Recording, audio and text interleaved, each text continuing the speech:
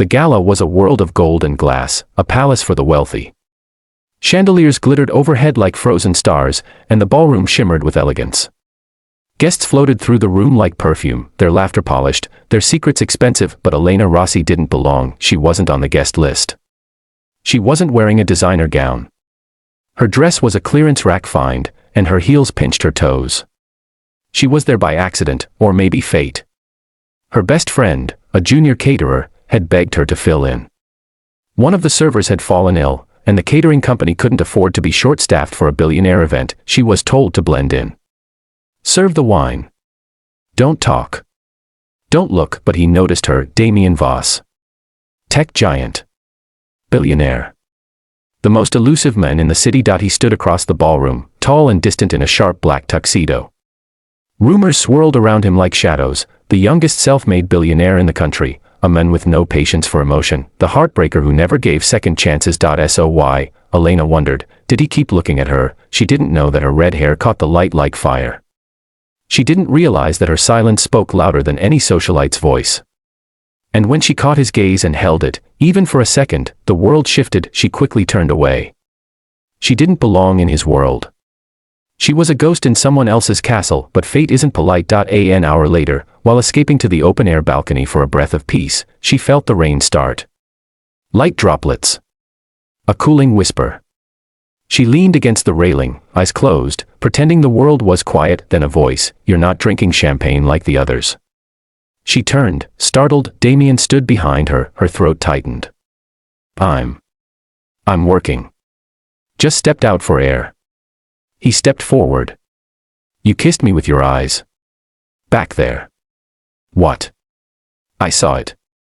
For a second. You weren't afraid of me. I didn't mean to offend, you didn't. He paused. You intrigued me. She laughed, mostly out of nerves. I'm no one important. You kissed me, he said again, softer this time. And now I can't forget you. She stared at him, heart racing. We've never even spoken. Then let's change that. They didn't kiss that night. Not physically. But something electric passed between them. Unspoken, undeniable. Elena disappeared before the night ended. She didn't want to push her luck. She thought she'd imagined everything. A beautiful mistake. A dream she didn't deserve. But Damien remembered. He didn't just remember, he became obsessed. The next morning, his security team was on a mission. Every photo. Every staff list. Every camera angle. She's not in any records, his assistant said, then find someone who saw her. 3 days later, he had her name. He stared at it for a long time. Elena Rossi. Age 24. Works 2 jobs. Lives in a studio apartment above a laundromat. He sent a car. She refused it. He sent flowers. She returned them. Then he showed up. She opened the door and almost shut it again. Why are you here? Because I haven't slept in days. I'm not some puzzle you need to solve, Mr. Voss. No. You're a story I want to read again. Elena hesitated. He looked tired. Softer. Real. So she let him in. That's how it began, not with wealth. Not with promises, with late-night coffee. Honest laughter. Walks in the park where no one knew his name. He started showing her who he was, the boy who built empires because he was afraid of being small. The man who feared love because he'd seen it destroy his mother. Elena didn't ask for gifts. She asked about his childhood. His regrets. She told him about hers, about being raised by her grandmother, about the loss that never quite healed. He listened. Then one night, she asked, why me? He replied, because when you kissed me with your eyes, I felt seen. For the first time in years. She blushed. That wasn't a kiss. It was everything but. He kissed her that night. Slowly. Gently. Like a man who knew he'd waited too long for something pure. The world around them started to notice. Paparazzi followed her.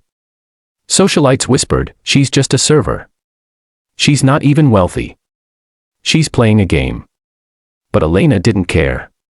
Neither did Damien until the past came knocking. One afternoon, while Elena was visiting Damien's company headquarters to drop off lunch, she overheard board members speaking. She's a liability. She's changing him. Distracting him. He won't see it until it's too late. Elena left the building without saying goodbye. She didn't answer his calls for 2 days. Finally, he found her sitting alone in the rain, outside the community garden she used to visit with her grandmother. "Why are you running?" he asked. "Because you'll lose everything," she whispered. "Your image. Your power. People are waiting for me to ruin you." He knelt in front of her. "Let them wait," he said.